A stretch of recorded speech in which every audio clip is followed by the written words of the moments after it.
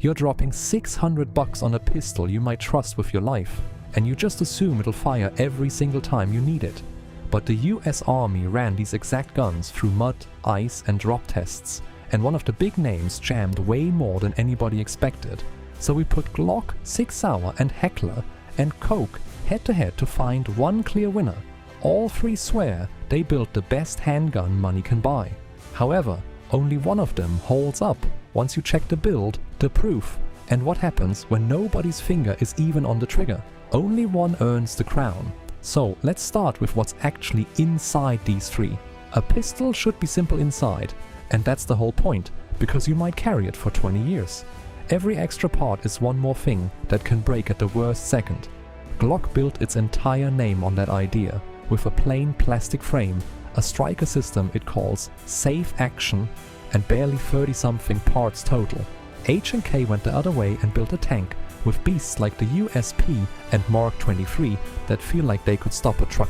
6P32 pulls a genius trick instead, a little metal block inside called the fire control unit, and legally that tiny piece is the actual gun. You can pop that block into a big grip, a small grip, even a new caliber in about a minute, so one pistol quietly becomes 10. So on pure build, H&K feels like a bank vault, Glock feels like a tool that never quits, and Sig feels like a Swiss army knife. But a spotless design still has to roll out of a factory you can trust. A slick design means nothing until you know where it's made. Where a gun is born tells you a lot about whether it'll last.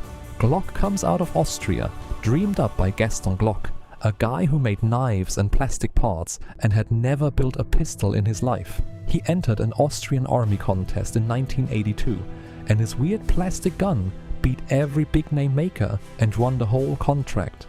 That plastic fantastic pistol got adopted as the Austrian military's Pistole 80, and departments like Miami Police were among the first in America to switch over. Sig Sauer traces back to a Swiss shop from 1853 that later teamed up with an even older German maker named Sauer, and today its guns are built in New Hampshire. Navy SEALs carried Sig's P226 for more than 25 years. H&K was born in Germany in 1949 when 3 engineers built it out of the rubble of a bombed-out Mauser factory. These aren't garage brands, however, even a gun from a great factory is wasted if you pick the wrong kind. Now, the wrong form can sink even a great gun. Walk into a gun store and you'll see fancy calibers and gimmicks screaming for your wallet. Ported barrels, exotic rounds like 357 Sig, flashy coatings, each one pricier with a louder promise. But the quiet truth the ads bury is simple. Plain 9mm is the most tested, most proven, and usually the cheapest round you can buy. The research keeps showing the fancy stuff doesn't drop a thread any better, it just costs more for a smaller magazine. All 3 of our fighters build their main gun on plain 9mm, which is the quiet sign they care about results over hype. Glock and Sig both went striker fired and plastic, and H&K offers both hammer guns and its striker fired VP9, one of the comfiest pistols ever made. So nobody really loses this round, but keep it in your back pocket, because the second a gun brags about some magic caliber, you're usually paying more for less. But all of that folds into one real question: does it fire? This is the round that actually matters, because a gun that jams is just a paperweight. Glock's reputation here is almost silly. One trainer put over 300,000 rounds through a single Glock 17 and even left it in salt water for 6 months, and the thing just refused to quit. H&K is right there too, running its guns through 30,000 rounds of hot ammo, burying them in mud and sand, freezing them, then baking them, and they keep shooting.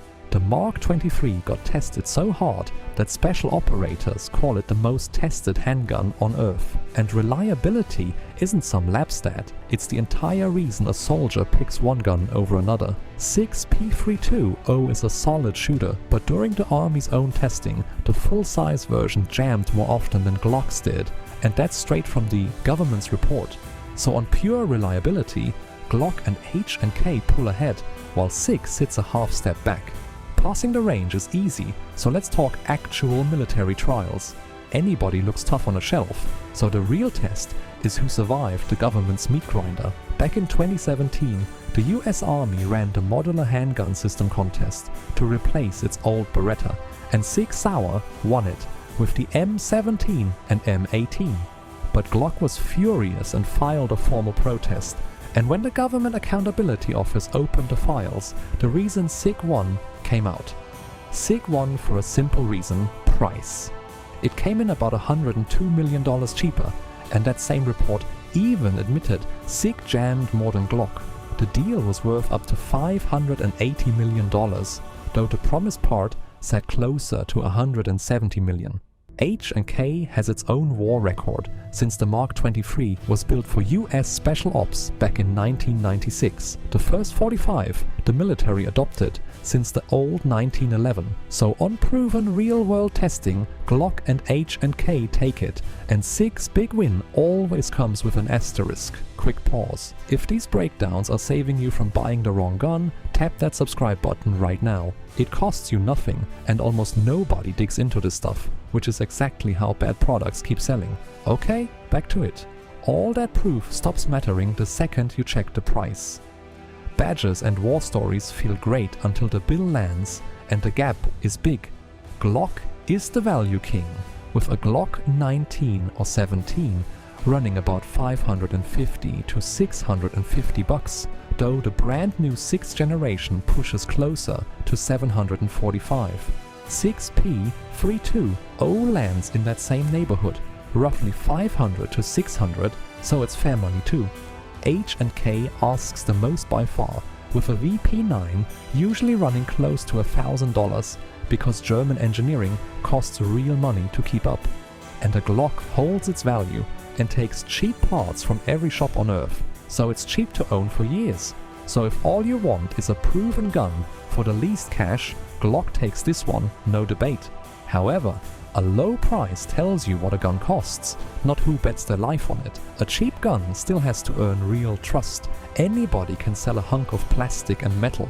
It's a whole different thing when armies and police put their lives on yours. Glock is the giant here, sitting in the holsters of about 65% of American police agencies by its own count, and even the lower outside guesses are wild for one Austrian brand. Those same Navy SEALs who once carried SIG eventually walked away and picked up the Glock 19 themselves, which tells you almost everything. H&K runs in elite circles too, arming special forces and counter-terror teams who simply can't gamble on a mystery gun. SIG did win the whole US Army, which is huge, but lately that trust has been slipping, and we're about to see exactly why. So on the trust of people whose lives ride on it, Glock takes it again, with H&K a step behind.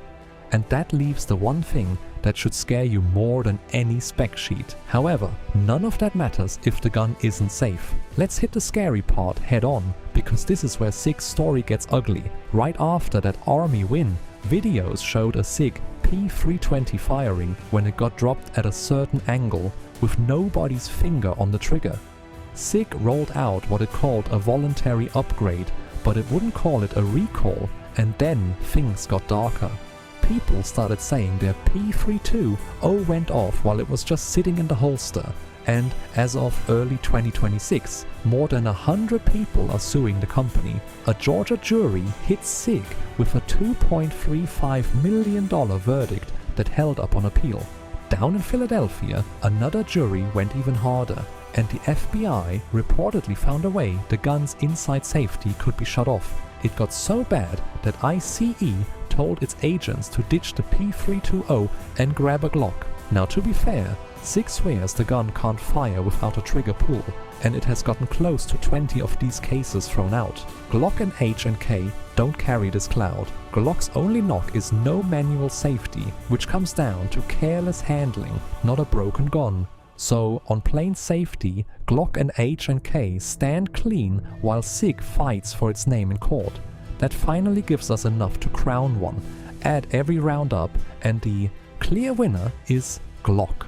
Let's tally it with zero fanboy nonsense. H&K is the best built gun of the three, a genuine tank, and if money means nothing to you, it's a gorgeous choice. SIG gave the world a clever, swappable pistol that won the actual US Army, and that's no small thing. But SIG also lost the rounds that decide whether a normal person should trust a gun for years, mostly because of that safety storm still playing out in court. Glock won the build-for-life simplicity, it won reliability, it won price, it won trust, and it won safety. It's on the most police hips, in the most gym bags, and now even on the SEALs who used to carry SIG. Glock's still pushing too, with a 6th generation out in January 2026 that adds an optics cut, a flatter trigger, and a lighter slide. So if your real question is which pistol is proven, affordable, and safe enough to bet your life on, Glock grabs the crown, and it isn't even close. If those price tags still sting, look at these alternatives. You don't need a famous logo to get a rock-solid pistol. The Canik Mite SFT out of Turkey runs around $500, sometimes way less. And it ships with 18-round mags, metal sights, and a holster, while running like a champ.